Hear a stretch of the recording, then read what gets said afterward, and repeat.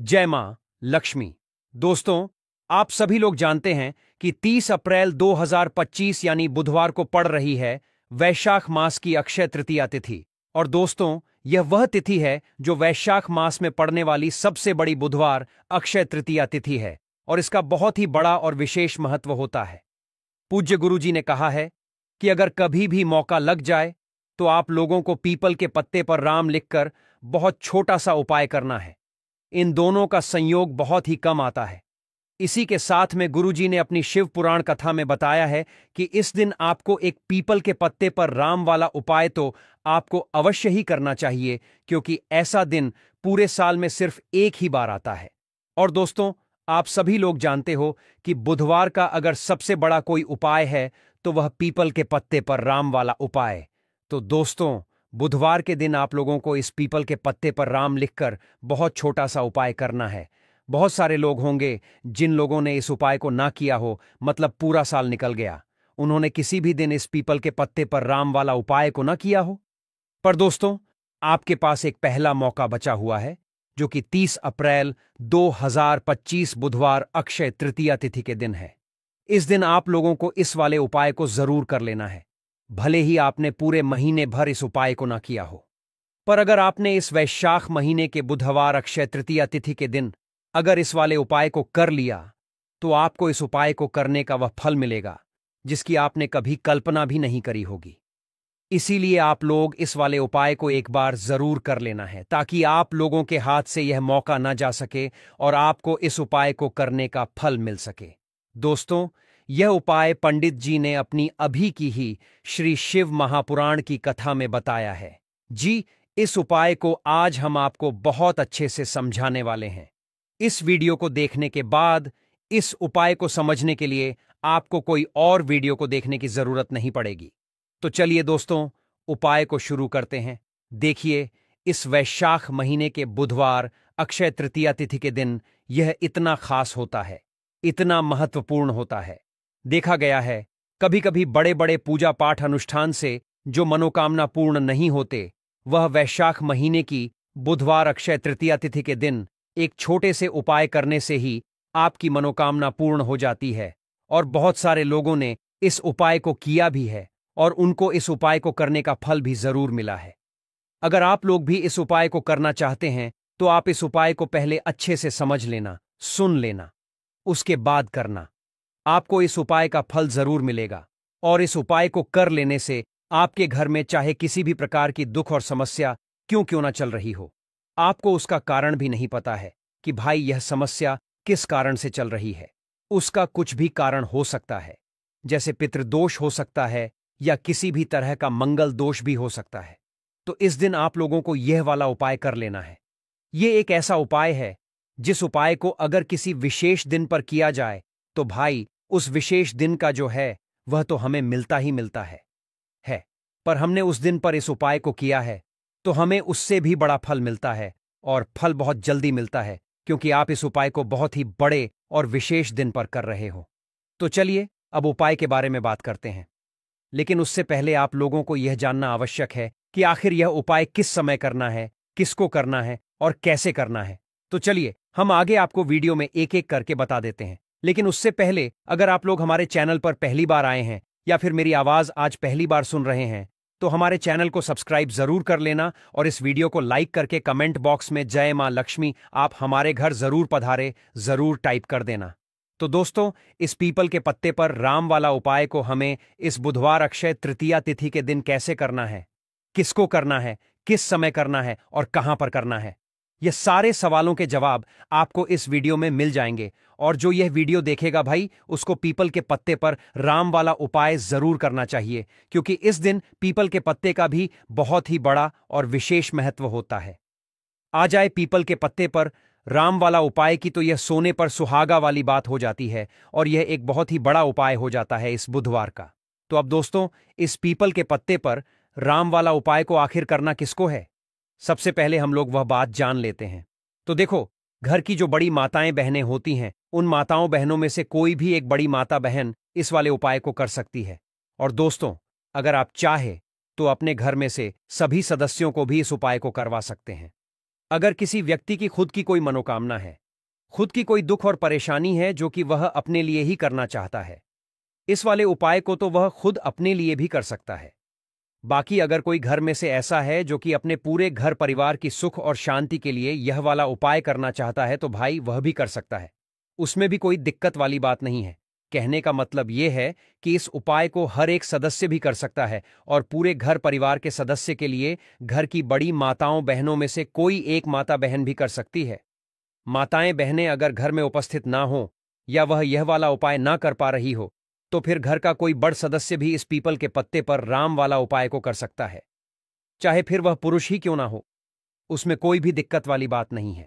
उसके बाद में दोस्तों जो अगला प्रश्न निकल कर आता है वह यह आता है, इस उपाय को आप लोग सुबह के समय भी कर सकते हो और शाम के समय प्रदोष काल में भी कर सकते हो। अब अगर आप पूछो कि भाई साहब सबसे उत्तम समय कौन रहेगा इस पीपल के पत्ते पर राम वाला उपाय को करने का, तो हम आपसे बस यही कहेंगे कि इस उपाय को आप सुबह के समय करेंगे तो ज्यादा बेहतर होगा। बाकी अगर प्रदोष काल शाम के समय भी करेंगे तो भी अच्छा होगा, उसमें कोई भी दिक्कत वाली बात नहीं है। तो अब दोस्तों जो अगली सबसे बड़ी और महत्वपूर्ण बात आती है वह यह आती है कि सुबह अगर हम उपाय को करेंगे तो हमें कितने बजे से लेकर कितने बजे तक के बीच में करना है, और शाम के समय प्रदोष काल में करेंगे तो हमें कितने बजे से लेकर कितने बजे के बीच में करना है। तो देखो सुबह जितनी जल्दी हो सके आप उपाय को करने की कोशिश करना। बाकी अगर किसी कारणवश लेट भी हो जाओ, थोड़ी देर भी हो जाए तो 10 या 11 बजे तक भी आप उपाय कर लेना, पर 12 बजे से ज्यादा देरी ना हो, ठीक है? इस बात का ध्यान रखना। उसके बाद में दोस्तों अगर शाम के समय प्रदोष काल की बात करें, प्रदोष काल का जो समय होता है वह शाम के 6 बजे से शुरू हो जाता है। मतलब शाम के 6 बजे से लेकर 7 बजे के बीच का जो समय होता है यह समय प्रदोष काल का समय होता है। तो आप इस उपाय को 7 या 8 बजे के बीच में भी कर सकते हो। मतलब शाम के 6 बजे से रात 8 बजे के बीच में आप कभी भी इस वाले उपाय को कर सकते हो, उसमें कोई भी दिक्कत वाली बात नहीं है। हमें किसी भी दिन आपको पीपल के पत्ते पर राम लिखकर बहुत छोटा सा उपाय करना है।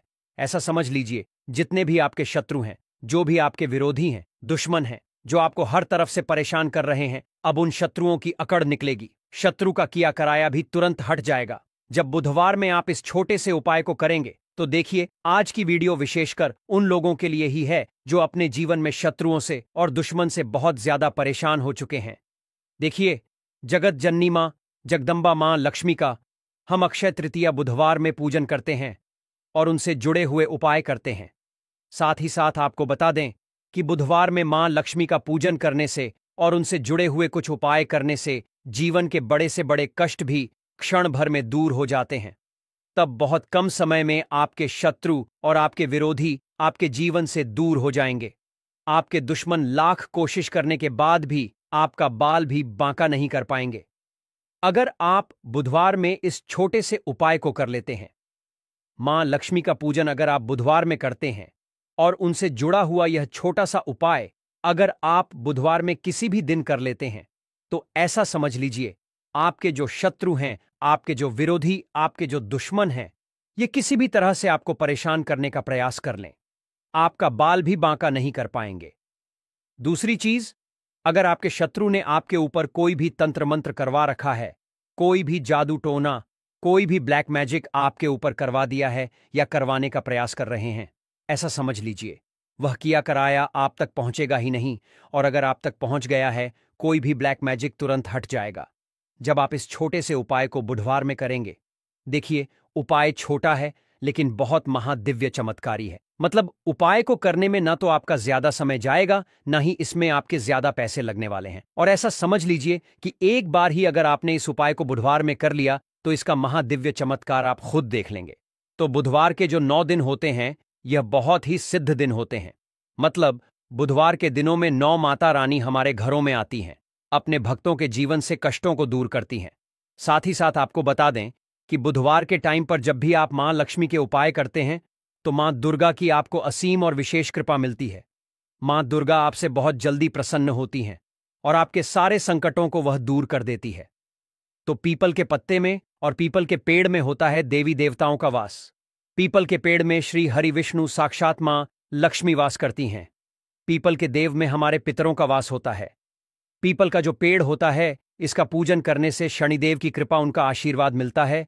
और पीपल का पत्ता जो है, इसका उपाय बुधवार में करने से व्यक्ति के जीवन से बड़े संकट और कष्ट दूर हो जाते हैं, जिसमें कि शत्रु और आपके दुश्मन जो हैं, यह पूरी तरह परास्त हो जाएंगे, चारों खाने चित्त हो जाएंगे और कभी भी आपका कुछ नहीं बिगाड़ पाएंगे। अगर यह उपाय आप करते हैं तो देखिए, यह उपाय स्त्रियां भी कर सकती हैं, पुरुष भी कर सकते हैं। किसी भी दिन आप इस उपाय को कर सकते हैं, ठीक है ना। इसमें दिन आपको नहीं देखना है कि किस दिन करें, जिस दिन आप चाह उस दिन इस उपाय को आप कर सकते हैं। तो बुधवार के दिन आपको पीपल का पत्ता तोड़ना नहीं है, उससे एक दिन पहले ही तोड़कर आप पीपल का पत्ता ले आ, या गिरा हुआ जो पत्ता होता है पीपल का, वह आप ले लें, ठीक है ना। बस इस चीज का आपको ध्यान रखना है कि बुधवार के दिन पीपल के पेड़ से कोई भी पत्ता हम नहीं तोड़ते हैं।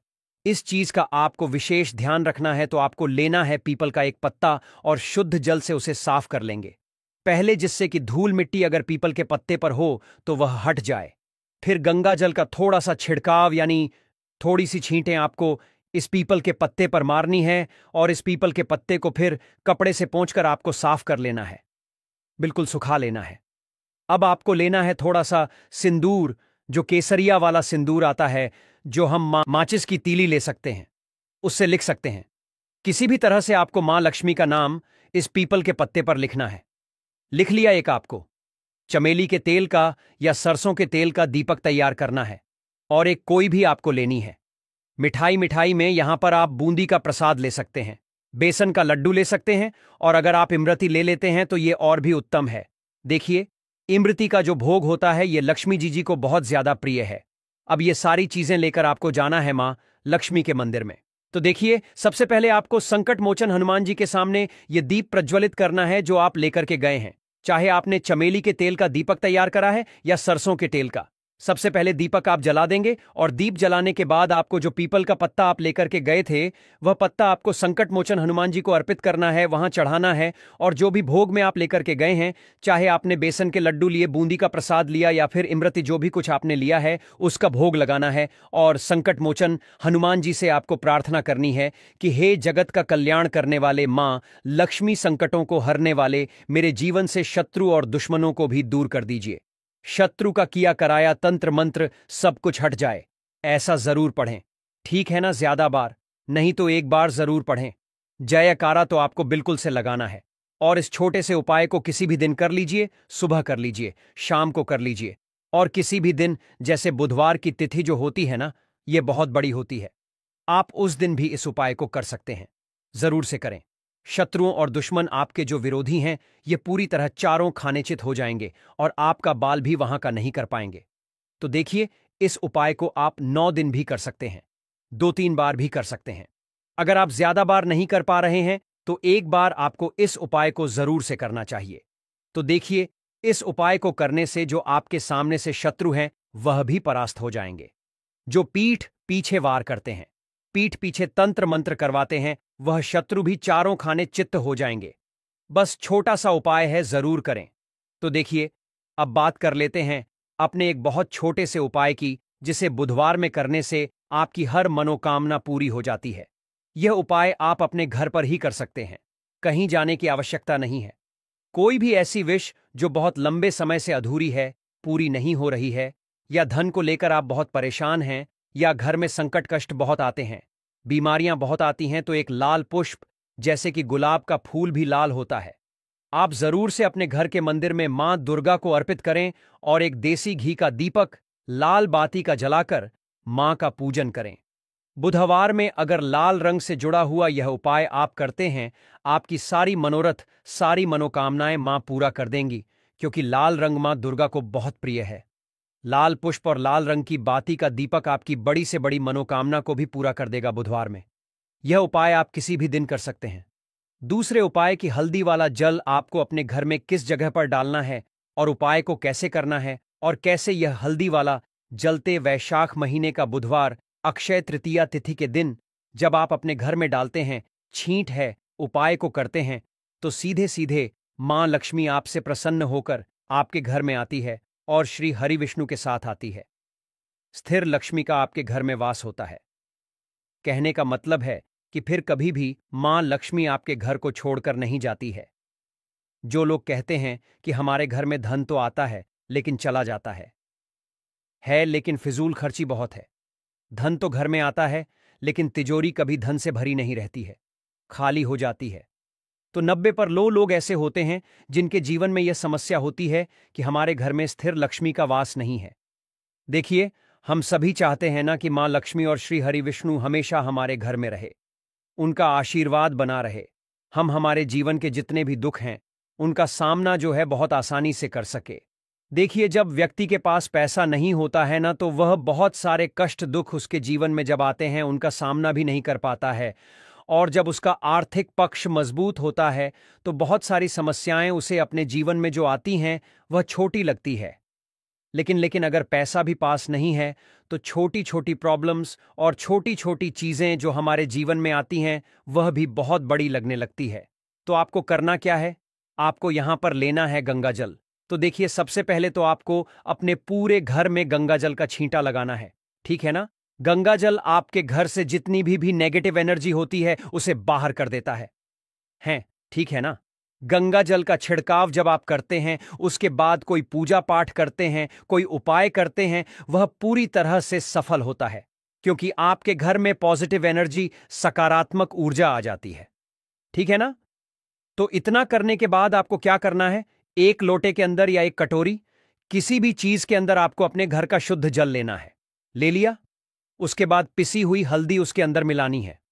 मिला दी? जब हल्दी आपको मिलानी है, ठीक है ना? उस समय आपको श्री हरि विष्णु का ध्यान करना है। श्री हरि विष्णु से प्रार्थना करनी है कि मेरे घर में धन बढ़े और कभी भी मेरे घर की जो सुख समृद्धि है उसमें कमी ना आए, ठीक है ना? जब आप जल मिला लेंगे उसके बाद आपको तुलसी का एक पत्ता ले। तुलसी का पौधा इस टाइम सूख गया है, नहीं है तो जहां पर भी आपको तुलसी का कोई पत्ता मिल जाए, एक पत्ता आप ले आए। उस तुलसी के पत्ते से आपको अपने पूरे घर में उस हल्दी वाले जल का छींटा लगाना है। सबसे पहले घर के मंदिर में लगाएंगे, ठीक है ना? फिर जितने भी रूम हैं, कमरे हैं, वहां पर लगाएंगे। घर के मुख्य द्वार पर लगाएंगे। इस तरह से जब आप उपाय करते हैं तो आपके घर घर में कभी भी धन की कमी नहीं होती है। धन में वृद्धि होती चली जाती है और धन आपका हमेशा बढ़ता है। देखिए, अगर तुलसी का पत्ता आपको नहीं मिलता है तब आप किसी भी छोटी सी पूजा वगैरह की जो चम्मच होती है उससे भी छींटा लगा सकते हैं। तो देखिए, जब भी आप अपने घर में बुधवार के दिन हल्दी के पानी का छींटा लगाते हैं तो इससे श्री हरि विष्णु मां लक्ष्मी के साथ आपके घर में आते हैं और स्थिर रूप से आते हैं। मतलब कभी भी आपके घर को वह छोड़कर नहीं जाते हैं। तो देखिए, हल्दी जो है यह जुड़ी है श्री हरि विष्णु से, आपकी कुंडली में गुरु को मजबूत करती है, आपके जीवन में सुख और सौभाग्य को खींच कर लाती है, धन को खींच कर लाती है, मां लक्ष्मी को प्रसन्न करती है। जिस तरह से हल्दी खाने का स्वाद बढ़ा देती है, बहुत बड़ी बड़ी बीमारियों को दूर कर देती है, उसी तरह से यह आपके जीवन को भी सुख से भर देती है, अगर यह उपाय आप सही तरीके से कर लेते हैं, पूर्ण सच्ची श्रद्धा के साथ, पूर्ण निष्ठा के साथ कर लेते हैं, श्री हरि विष्णु और मां लक्ष्मी पर विश्वास करके कर लेते हैं।